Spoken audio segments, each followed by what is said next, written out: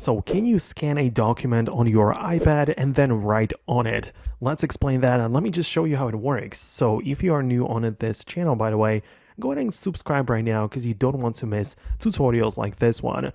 Essentially, you can start by going to the Files application, which should be built in on your iPad.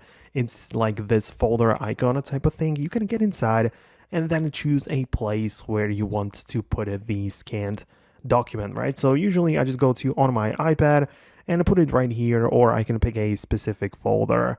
But what's important is that I tap on the three dots button right here, and I'm gonna click on a scan a document, which is gonna open up the camera right away. Obviously, I need to have the document ready and point the camera at it.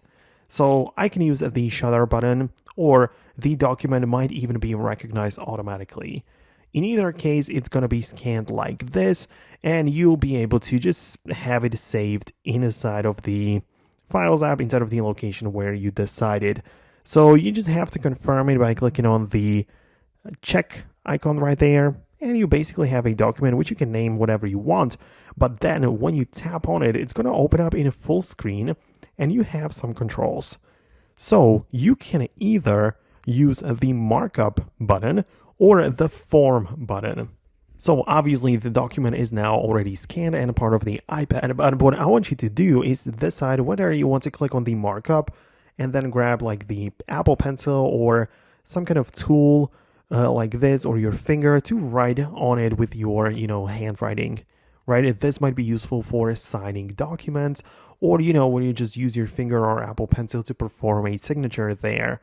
But you can also click on the button next to it, which is the fill out the form, and you can click on some places, especially on empty spots on the document, which will allow you to add some text in there, right? So you can add a box for text, right? You can type something in, and it's going to be a digital text. It's not like this handwritten type of thing, which we did with the markup. Instead, it's this, right? So I believe that it's actually a bit more useful. So let me know what you think about that below in the comments. Thanks a lot for watching, and obviously if you have any questions, leave them below.